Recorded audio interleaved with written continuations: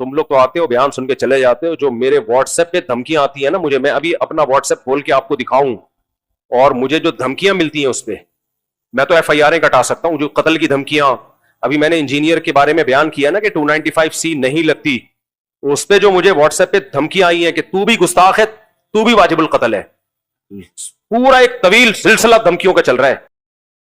سمجھ رہے ہو کہ نہیں سمجھ رہے؟ پورا ایک طویل سلسلہ چل رہا ہے اور کہہ رہے تو نے انجینئر کو فیور کیا ہے. اچھا, میں نے اسی بیان میں جس میں نے پچھلے جمعے کے بیان میں یہ کہا تھا کہ 295C کا کیس نہیں بنتا, اسی میں نے آگے پورا بیان سنو, پوری میں نے ڈیٹیل بتائی ہے کہ بھائی میں اس آدمی کو فیور نہیں کر رہا, اس کو میں نے فیور کرنا ہوتا میں جہلم تھوڑی جاتا. پوری ڈیٹیل میں نے بتائی ہے. بھائی ہم اس کو فیور نہیں کرتے, اس کی جو غلطیاں اس کو غلطی کہا جائے گا, لیکن اور پھر میں نے یہ بھی بتایا کہ 295C کا قانون درست ہے, یہ قانون تبدیل نہیں ہونا چاہیے, ختم نہیں ہونا چاہیے, لیکن اس کا غلط استعمال رکنا چاہیے. کتنا بیلنس بیان تھا.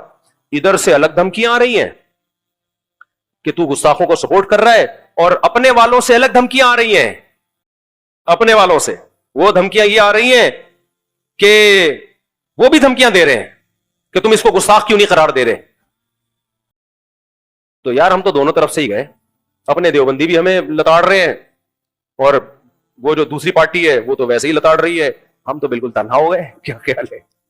تو ہم نے مشورہ کیا, ہم نے کہا بھائی جو حق ہو اس کو بیان کرنا چاہیے, باقی انجینئر کو سپورٹ کرنے کا تو سوال ہی پیدا نہیں ہوتا میرے بھائی. اس کی جو بدماشیاں, اس کی جو بدتمیزیاں, جو صحابہ کے بارے میں نازیبہ کلمات, ہم تو صرف 295C کے, کیونکہ جب آپ کسی کو گستاخ قرار دیتے ہو تو اس کا مطلب کافر قرار دے رہے ہو. اور جب ہم فتویٰ سیکھتے ہیں نا, اس میں سب سے پہلے یہ اصول سکھایا جاتا ہے کہ کچھ بھی ہو جائے تمہارے قلم سے, تمہاری زبان سے کسی کے لیے کافر کا لفظ نہ نکلے جب تک صاف طور پہ کوئی اسلام چھوڑنے کا اعلان نہ کر دے, یا ایسی معاذ اللہ گستاخی کرے جس میں توہین کا ایک پہلو کے علاوہ کوئی پہلو نکلتا ہی نہ ہو, جس میں پتا چلے کہ اس شخص کی نیت توہین ہی کی تھی اور کوئی نیت ہو ہی نہیں سکتی.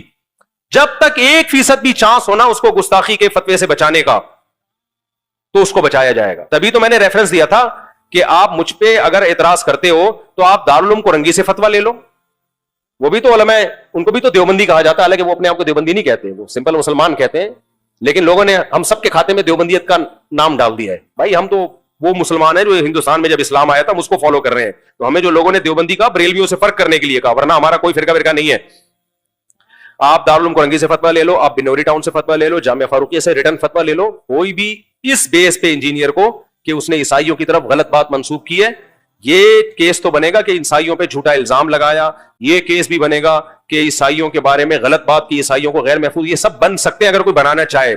بنے گا نہیں بنے گا یہ مجھے نہیں معلوم, لیکن یہ کہ اس نے خود نبی کی توہین کی ہے, اس میں 1% بھی اگر شک کا فائدہ دیا جائے گا نا تو وہ اس کو دیا جائے گا جس کی گردن اڑانے کا خطرہ ہو, اس کو بینیفٹ دیا جائے گا, اس کو فیور دیا جائے گا. اسلام کا قانون ہے, اس لیے کوئی بھی معتبر دارالافتاء فتویٰ نہیں دے گا.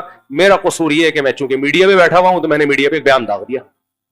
اچھا, کچھ لوگ یہ بھی کہہ رہے ہیں اصل میں خود بھی بیچارہ ڈسا ہوا ہے نا, خود بھی الزام لگ چکا ہے تو اس لیے فیور کر رہا ہے. میرے بھائی آپ جب مجھ پہ الزام لگا تھا نا, اس سے پہلے کہ میرے بیانات سنو, اس میں بھی میں یہی باتیں کر رہا تھا. اس وقت بھی میں یہی کہہ رہا تھا کہ 295C کو کھلواڑ مت بناؤ. اس سے پہلے بھی میرے بیانات آسیہ بی بی والے کیس میں اور اس کے بعد بھی جتنے ہوئے اس میں بھی میرا بیان یہی تھا. تو کوئی کہہ رہا ہے ڈر گیا, کوئی کہہ رہا ہے گستاخوں کو فیور کر رہا ہے. بولتے رہو بھائی, ہماری تو جو سمجھ میں آئے گا ہم وہ کریں گے. ڈرنا ہوتا نا تو نہ میں یہ بیلنس بات نہ کرتا, پھر میں جو فریق زیادہ پاورفل ہے اس کو فیور کر رہا ہوتا پھر میں. اچھا, سوال یہ کہ اگر باپ کی زندگی میں کوئی بھی بھائی مکان پر جو کہ باپ کی جائیداد ہو خرچہ کرے یا کوئی کیمرہ وغیرہ بنوائے یا اور دیگر کام کروائے تو کیا وہ اس کے بدلے میں باپ کے مرنے کے بعد وراثت میں, اچھا کمرہ وغیرہ بنوائے, باپ کے مرنے کے بعد وراثت میں سے وہ رقم جو اس وقت اس نے مکان پہ خرچ کی تھی کیا کٹوتی کر سکتا ہے یا اس کو وہی حصہ ملے گا جو شریعت نے کہا ہے؟ دیکھو, باپ کی زندگی میں بھائی نے مکان پر, اچھا باپ کے مکان پہ کمرے وغیرہ بنوائے ہیں, یہ بہت سوال آتا ہے کہ ابا کی زندگی میں ابا کے مکان پہ پورا پورشن بنا دیا, کمرے بنا دیے, تو اس میں اگر ابا کے گھر میں ریپیئرنگ کا جتنا بھی کام کیا ہے وہ تو واپس نہیں ہوگا, سارا فری پاکٹ کا وہ ثواب سمجھا جائے گا. نلکے لگا دیے, ٹائلیں لگا دی, کمرہ ٹوٹ رہا تھا یا واش روم کو ریپیئر کر دیا یا نیا واش روم بنا دیا, سب فری پاکٹ کا ہے. سمجھ رہے ہو؟ مرنے کے بعد وراثت اتنی ملے گی جتنی دوسرے بھائیوں کو ملے گی.